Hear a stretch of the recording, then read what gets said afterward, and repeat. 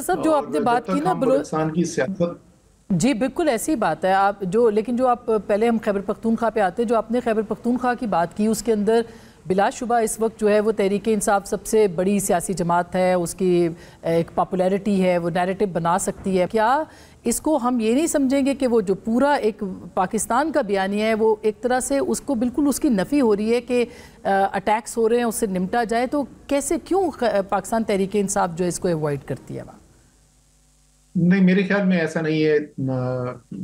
आसमा, इस वक्त ये सूरत हाल नहीं है कि तहरीके इंसाफ जो है उस दहशतगर्दी को दहशतगर्दी नहीं मानती, या उन दहशतगर्दों को दहशतगर्द नहीं मानती। वहां पे जो तफरीक है, वहां पे जो फर्क नजर आ रहा है वो हिकमत अमली का है। तहरीके इंसाफ की पॉलिसी ये कहती है कि आपने जो भी हल करना है दहशतगर्दी का मामला, जाहिर है बराह रास्त तो सबसे ज्यादा वो असरअंदाज होते हैं ना, उनका अपना वोटर सपोर्टर असरअंदाज होता है। तो हल तो वो भी करना चाहते हैं उसको, लेकिन उनके ख्याल में इस हल के अंदर अगर आप अफगान तालिबान हुकूमत जो है, अगर वो आपके साथ नहीं होगी तो आपके लिए इसका हल तलाश करना जो है वो एक बहुत मुश्किल काम है।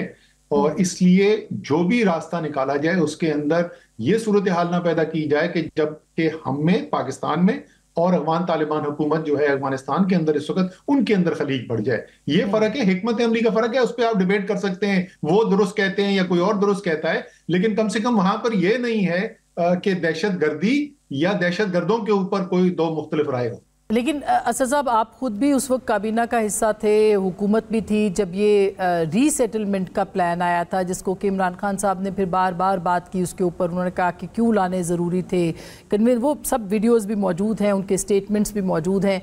क्या इस वक्त की हुकूमत और इस्टेब्लिशमेंट ये समझती है कि वो पॉलिसी उस वक्त की इस्टेब्लिशमेंट की और हुकूमत की गलत थी, और आज जो दहशत गर्दी है इसका सबब वो सेटलमेंट है जो कि इमरान खान साहब के दौर में हुई थी?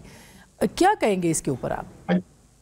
जी, दोनों चीजों को देख लेते हैं। एक तो ये कि वो जो पॉलिसी बनाई गई, और बिल्कुल आपने दुरुस्त कहा कि उस वक्त की सियासी हुकूमत और उस वक्त की इस्टेब्लिशमेंट दोनों ने मिलकर वो पॉलिसी बनाई थी, कोई आपस में इख्तलाफ राय नहीं था। जो प्रेजेंटेशन उसकी हमने, वो काबीना की मीटिंग में नहीं हुई थी, एक छोटी मीटिंग थी, चंद काबीना के वजीर उसके अंदर मौजूद थे, आर्मी चीफ थे, डीजीआई थे, खैबर पख्तूनख्वा के रिप्रेजेंटेटिव मौजूद थे, खैबर पख्तूनख्वा के वजीर आला वहां पे मौजूद थे। वहां पे प्रेजेंटेशन की डीजीआई नहीं थी। और इसी तरीके से जिस वक्त इजलास हुआ था कौमी सलामती कमेटी पार्लियामान की, जो है, जो अभी भी जिस कमेटी का इजलास हुआ था चंद दिन पहले, उसमें भी प्रेजेंटेशन जो है वो डीजीआई ने की, सवाल के जवाब देने के लिए वहां पे आर्मी चीफ बैठे हुए थे, तो वो एक पेज पे थे। आर्ग्यूमेंट क्या थी? अफगान तालिबान की हुकूमत आई, अफगान तालिबान ने कहा कि हमारे साथ ये जो आपके जंगजू हैं, इन्होंने हमारे साथ अमेरिका के खिलाफ मुदाफियत में हमारी मदद की है, तो हम इनके खिलाफ कोई अस्करी ऑपरेशन नहीं करेंगे। ये आपके लोग हैं, आप इनके साथ मामला तय करें और इनको वापस ले जाएं। 5 से 6 हजार के करीब कहते थे जंगजू हैं वहां पे, उनकी खानदान मिला के 25 से 30 हजार थे। आर्ग्यूमेंट ये थी कि भाई इनके साथ हम कब तक लड़ते रहेंगे, और अगर इनको दीवार के साथ लगाएंगे तो उनके पास कोई चॉइस ही नहीं होगी, वो लड़ना शुरू कर देंगे। उधर से अफगान हुकूमत जो है वो कह रही है कि पीछे से वो उनको नहीं रोकेंगे। इसलिए कोई हल निकाला जाए, इनको यहाँ पे रिसेटलमेंट की जाए, ये पाकिस्तान के आइन मानने को तैयार हो जाए, अपने हथियार रख दें। उस मीटिंग के अंदर असमा, जो खैबर पख्तूनख्वा के शुरका थे, तहरीक इंसाफ के ज्यादातर थे, लेकिन इवन मैं पहले भी कोट कर चुका हूँ, एसपीएम आजम खान जो कि एक सिविल सर्वेंट थे, क्योंकि उनका खैबर पख्तूनख्वा से ताल्लुक है, सबका ख्याल यह था कि जब तक जिन इलाकों में लाके उनको दोबारा बसाना है वहां के लोगों को ऑन बोर्ड ना कर दिया जाए, ये इंप्लीमेंटेशन नहीं करनी चाहिए। लेकिन किसी के पास ये हल नहीं था, कोई भी यहां पे ये नहीं कह रहा था कि नहीं इनके साथ जंग लड़ो और आप जाके जो 25 साल में नहीं मार सके हो अब उनको जाके मार दो। यानी आप ये कह रहे हैं उस वक्त की जितनी अपोजिशन थी, ठीक, वो जो अपोजिशन अब आ जाए इस हुकूमत नहीं बोली, ठीक, हाँ, अब आप आ जाए इस हुकूमत के ऊपर।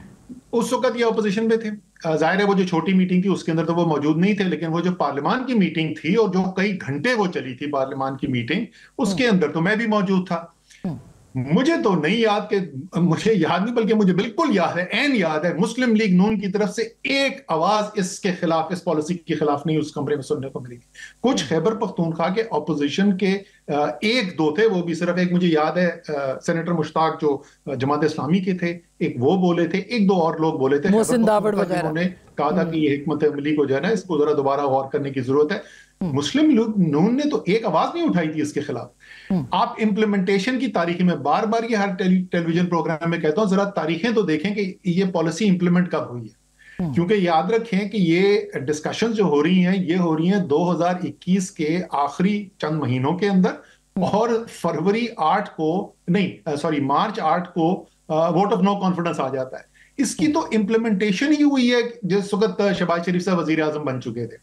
लेकिन चलें, आप माजी को सब भूल जाएं, अभी भी आपके पास एक हिकमत अमली की जरूरत है जिसमें सिर्फ और सिर्फ मगर सर मैं एक चीज आपको आपसे पूछना चाहती हूँ। आपने कहा कि ये पॉलिसी बनी थी, मगर इससे पहले हमने अप्रैल में शेख रशीद साहब को इंटरव्यू किया था और उस इंटरव्यू में उन्होंने इस तरह की बात की थी कि इम्प्लीमेंटेशन जो है वो हो रही है। इसी तरह से फिर जब ख्वाजा आसिफ साहब और उस वक्त के DGI वो जाते हैं, वो जो खबर हम देखते हैं PTI उसको चलाती है, उसकी डिटेल्स ये थी कि वो उन्होंने कहा गया, उसमें कहा कि हमने सबूत दिखाए हैं कि इनको रोक दिया जाए। मैं तो उस मीटिंग का जिक्र ही नहीं कर रहा। मैं तो उस मीटिंग का जिक्र ही नहीं कर रहा।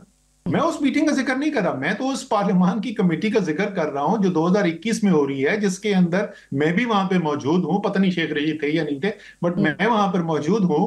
और जो ऑपोजिशन के लोग, कुछ 70-80 लोग उस मीटिंग के अंदर, आपको पता है वो एक बड़ी शिरकत होती है उसके अंदर। सेनेट के लोग भी होते हैं, नेशनल असेंबली के लोग भी होते हैं, तो एक बड़ी शिरकत थी वहां पे। मुस्लिम लीग नून का तो कोई एक शख्स नहीं था जिसने इसकी मुखालफत की।